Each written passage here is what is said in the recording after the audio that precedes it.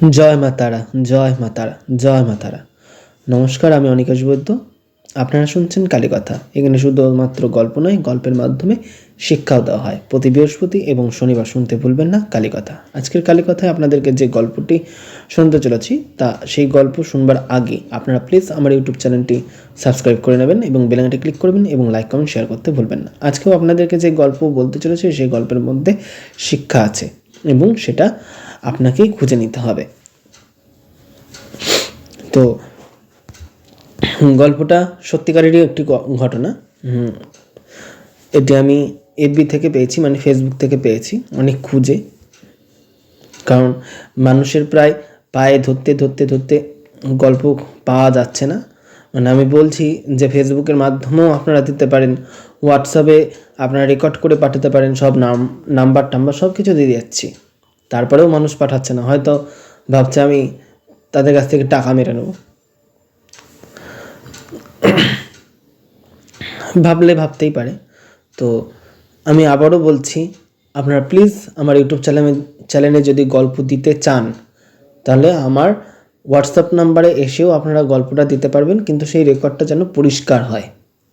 আবার ফেসবুকের মাধ্যমেও দিতে পারেন, সেটা লিখেও দিতে পারেন, রেকর্ড করেও দিতে পারেন, কিন্তু সেই একই কথা যেন রেকর্ডটা পরিষ্কার হয়, ভয়েসটা পরিষ্কার হয়, তবে আমি ইউটিউবে ছাড়ব। আর এছাড়া যদি আপনি স্বাবলম্বী হন, যে স্বাভাবিক ভাবেন যে এরকম আমি আমার নিজের গল্পটাকে ছাড়ব, সে আপনি আমাকে ফোন করেও বলতে পারবেন। তো তার জন্য আমি নাম্বার দিয়ে দিচ্ছি, আমার ফেসবুক হোয়াটসঅ্যাপের নাম্বারও দিচ্ছি, সেখানেই আপনি আমাকে ফোন নাম্বার পেয়ে যাবেন এবং ফোন করে আমাকে গল্পটা বলতে পারেন, আমি সেটা রেকর্ড করে নিয়ে তারপর ছাড়ব। তো আমার ফোন নাম্বারটি হলো 6291225522 6291225522 এই নাম্বারটিতে। তো আজকে যে গল্প আপনাদেরকে বলতে চলেছে সেই গল্পটির নাম হলো শ্রী শ্রী কালাচাঁদ ঠাকুরের সংক্ষিপ্ত ইতিহাস। কালাচাঁদ ঠাকুর কে তা যদি জানতে চান তো এই গল্পের মাধ্যমেই জানতে পারবেন। প্রায় 300 বছর আগেকার কথা। চট্টগ্রাম জেলার অন্তর্গত হাটহাজারী উপজেলার ফতেয়াবাদ এলাকার প্রত্যন্ত গ্রামে কালাচাঁদ নামে এক বৈষ্ণব বাস করতেন। তার বাড়ির সন্নিকটে ছিল একটা বিশাল বড় দিঘি। সেই দিঘিতে এসেই তিনি কীর্তন করতেন। প্রতিদিনের মতন তিনি কীর্তন করতে বেরোতেন এবং সেখানে একটি নিম গাছ ছিল, সেই নিম গাছের তলায় বসেই তিনি কীর্তন করতেন, ভগবানের নাম গাইতেন। তো সেরকমই গান গেয়ে বাড়ি ফিরে এসে তিনি খাওয়া দাওয়া করে সেরে ভগবানের নাম জপ করতে করতে ঘুমিয়ে পড়েছেন। এমন সময় ভক্ত কালাচাঁদকে ভগবান স্বপ্নে দেখা দেন, বলেন, তুমি যদি দিঘির ধারে নিম্ন বৃক্ষের নিচে পশুত গিয়ে কীর্তন করিতে থাকো, তা হইলে দেখিবে স্বয়ং লক্ষ্মী নারায়ণ তোমার নিকটে আসার জন্যে এই দিঘির জলে ভাসিয়া উঠিবে, তুমি তখন তাহা লইয়া আসিও। স্বপ্নাদেশ বিশ্বাস করে কালাচাঁদ অতি পশুত মানে পরের দিন খুব তড়িঘড়ি করে সেই নিম গাছের তলায় গিয়ে যথারীতি সে কীর্তন শুরু করলে। নিম্ন বৃক্ষের নিচে গিয়ে কীর্তন আরম্ভ করিতেই সে দেখতে পেল সত্যি সত্যি ভগবানেরই কথা মতো জলে দুটি মূর্তি ভাসিয়া উঠিল। একটা মা লক্ষ্মীর, যেটা বাম পাশে, এবং আরেকটা হলো নারায়ণের, যেটা ডান পাশে। দিঘির চারিধারে পদ্মও ছিল। ভক্ত কালাচাঁদ সেই কণ্টক বন অতিক্রম করে মূর্তির কাছে গিয়ে বাম হস্তে লক্ষ্মীকে ধরল এবং ডান হস্তে নারায়ণকে ধরল, মানে নারায়ণ লক্ষ্মীর মূর্তি দুটোকে ধরল এবং বাম হাতে মা লক্ষ্মীকে ছোঁয়ায় মা লক্ষ্মী সঙ্গে সঙ্গে জলে ডুবে গেলেন এবং অন্তর্ধান নিলেন তিনি। অতঃপর বৈষ্ণব দুই হস্তে নারায়ণ মূর্তি ধরে কাঁদতে লাগলেন। সে বলতে লাগলেন, আমার বোধহয় কোনো রকম ত্রুটি আছে, তাই মা বোধহয় আমার কাছে আসতে চাইল না। তাই মা নিজেই অতল গভীরে প্রবেশ করলেন। মা আবার ভাসিয়া উঠবেন এই আশায় সে আবার কীর্তন শুরু করল। বহুক্ষণ কীর্তনের পর যখন মায়ের মূর্তি ভাসিয়া উঠল না, ভেসে যখন উঠল না, তখন মা মা বলে আবার ভক্ত কাঁদতে লাগলো এবং দিঘির জলে ঝাঁপ দেওয়ার জন্য, মানে আত্মহত্যা করবার জন্য সে স্থির করল। তখনই আবার দৈববাণী হলো, বলল ভক্তকে ভগবান যে তুমি বাম হস্তে প্রথম মূর্তি স্পর্শ করেছ, তার জন্যে দেবী মা লক্ষ্মী অন্তর্ধান নিয়েছেন। তুমি এখন আমাকে ঘরে নিয়ে যাও এবং বৃথা অনুশোচনা করো না। তখন বৈষ্ণব কালাচাঁদ নিজেকে বহু ধিক্কার দিয়ে নারায়ণ মূর্তি ঘরে নিয়ে গেলেন। বৈষ্ণব কালাচাঁদ বিষ্ণু মূর্তি গৃহে এনে দিনের পর দিন কীর্তনানন্দে বাসুদেব নারায়ণ পুজো করতে লাগলেন। এমন সময় হাওয়াল নিবাসী পরম ভক্ত বৈষ্ণব ব্রাহ্মণ রামহরি আচার্যের প্রতি স্বপ্নাদেশ হল,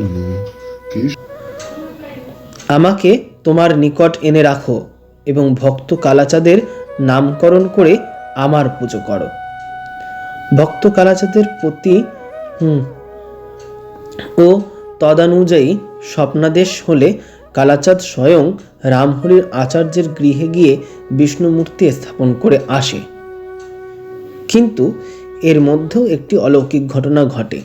সেই ঘটনাটি হলো, এই রামহরি হচ্ছে কালাচাঁদের শিষ্য, কালাচাঁদ হচ্ছে গুরু এবং কালাচাঁদের শিষ্য হচ্ছে রামহরি। তো রামহরি প্রথমে গিয়ে কথা যখন বলে তখন কালাচাঁদ তা বিশ্বাস করেন না, কালাচাঁদ বিশ্বাস করেন না সেই ঘটনা এবং বলে, তোমার নিশ্চয়ই এই মূর্তিকে নিয়ে তোমার ভক্তি তুমি প্রচার করতে চাও, আমার মনে এই সন্দেহই হচ্ছে, তাই আমি এই মূর্তি তোমাকে দেব না। তো এই মূর্তিটাকে রামহরি পেল কি করে? তো এরকম কথা বলতে বলতেই ওই কালাচাঁদ হচ্ছে ঠাকুরের নাম জপ করতে করতে সেখানেই তিনি প্রাণ ত্যাগ করেন এবং এই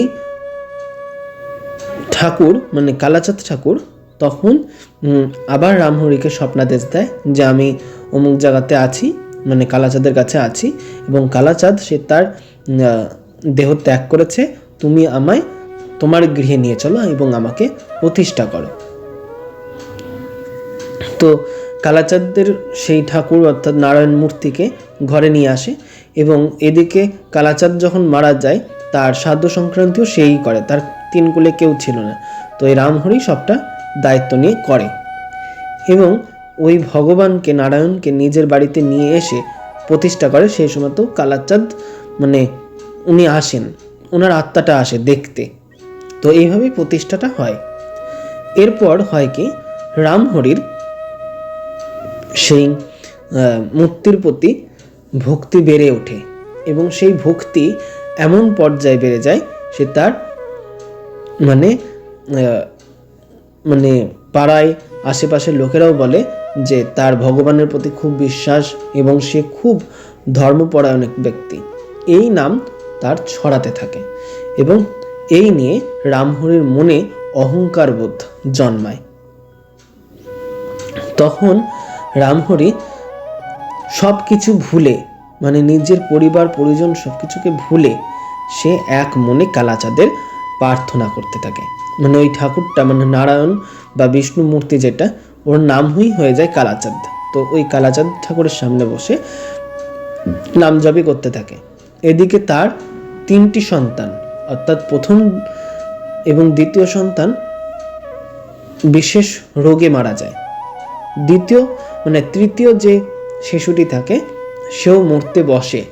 এমন সময় তার স্ত্রী রামহরির কাছে অর্থাৎ ঠাকুর ঘরে প্রবেশ করে এবং বলে, তুমি কোথা থেকে ঠাকুর নিয়ে এসেছো, সেই ঠাকুর থেকে যেখান থেকে নিয়েছো সেখান থেকেই তুমি সেখানে আবার ফেরত দিয়ে আসো, কারণ এর জন্যই আমার তিনটে সন্তানের প্রাণ হারাতে যায়। তখন বলে, না, কালাচাঁদ তো আমাকে সব কিছুই দিয়েছে, সে দেখবে এইবার আর কিছু করবে না। কিন্তু তৎক্ষণাৎ সেই ছেলেটি, মানে তৃতীয় সন্তানটি দেহ ত্যাগ করে, শেষ নিঃশ্বাস ত্যাগ করে। এমতো অবস্থায় তার স্ত্রী তাকে বলতে থাকে, তুমি তোমার নিজের অহংবোধ এবং অহংকারের জন্য তুমি ভক্তি কোন জিনিসটা সেটা বুঝতে পারছো না। এ কথা বলায় তখন রামহরি প্রচণ্ড রেগে যায় এবং বলে, আমি যা ভক্তি করি আমার মতন কেউ ভক্তি করতে পারবে না। অহংকারে তার কথা এগুলো বেরিয়ে আসে। এরপর সেই মূর্তি আর তার কাছ থেকে পুজো নিতে চায় না, মানে সেই বিষ্ণু মূর্তি বা কালাচাঁদের সেই মূর্তি আর তার কাছ থেকে পুজো নিতে চায় না। তখনই সে বুঝতে পারে যে না, তার মধ্যে অহংকার বোধ কাজ করছে।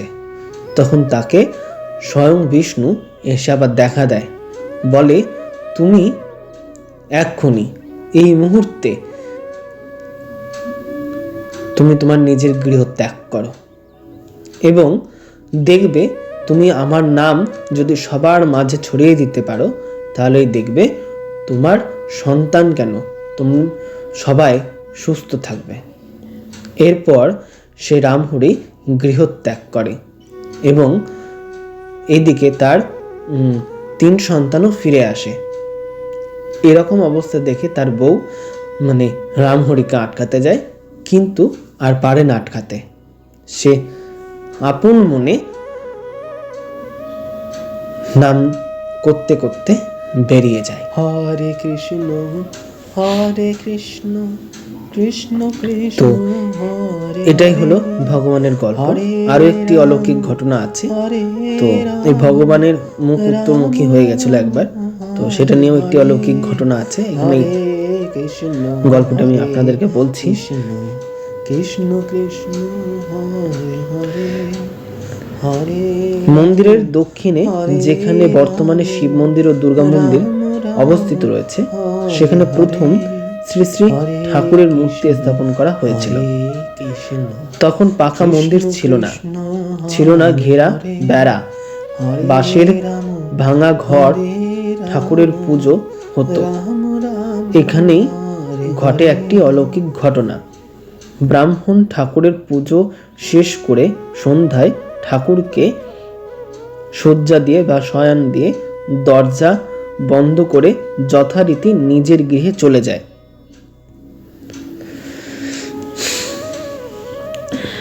ব্রাহ্মণ ঠাকুর পুজো শেষ করে সন্ধ্যার সময় ঠাকুরকে শয্যা দিয়ে দরজা বন্ধ করে যথারীতি চলে যায় নিজ গৃহে।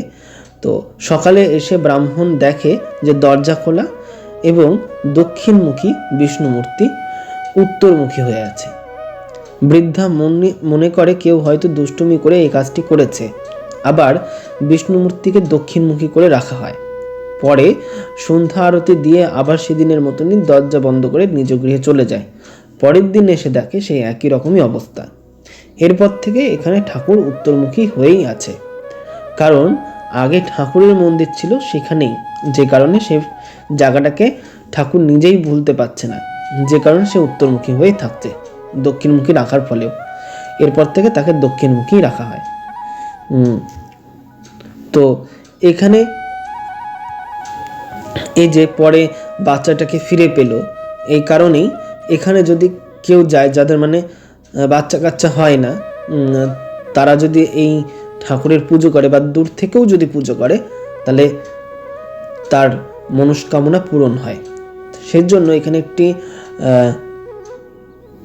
আছে ওই পাঁচালি টাইপেরই, এখানে বলছে বা মন্ত্র বলতে পারো, এটা বলছে ওম নমো ভগবতে বাসুদেবায় অপুত্র পুত্র পায় কালচাদ বরে নির্ধনের ধনদাতা অশেষ প্রকারে অন্ধজনে প্রায় চক্ষু সুখহীন সুখ অন্নাতে করে দয়া না করে বিমুখ। তো আজকের গল্পটি কেমন লাগলো তা জানাতে ভুলবে না। জানাতে হলে আমার ইউটিউব চ্যানেলটি সাবস্ক্রাইব করো, বেল আইকনটি ক্লিক করো এবং লাইক কমেন্ট শেয়ার করতে ভুলবে না। প্রচুর পরিমাণে শেয়ার করো। আবারও বলছি, আমার ইউটিউব চ্যানেলে যদি কেউ গল্প দিতে চাও তাহলে ফেসবুকে অর্থাৎ কালীকথা আমার ফেসবুক আছে এবং ফেসবুক পেজও আছে, সেখানেও তোমরা গল্প লিখে পাঠাতে পারো, অসুবিধা নাই। এছাড়া হোয়াটসঅ্যাপেও তোমরা পাঠাতে পারো, গল্প লিখেও পাঠাতে পারো বা গল্প রেকর্ড করেও পাঠাতে পারো, কিন্তু সেই রেকর্ডটা যেন ক্লিয়ার হয়, পাশ থেকে কোনো আওয়াজ তার মধ্যে না থাকে, এটা খেয়াল করে তারপর ছেড়ো। আমি হোয়াটসঅ্যাপ নাম্বার দিয়ে দেবো এবং ফেসবুকেও আমার নাম্বার পেয়ে যাবে, তো সেখান থেকে তোমরা ফোন করেও আমাকে গল্প শোনাতে পারো, সেটাও আমি রেকর্ড করে ছাড়বো। তো যাই হোক, আজকের এতটুকুই। কেমন লাগলো জানাতে ভুলবে না। জয় মা তারা, জয় মাতা, জয় মাতা।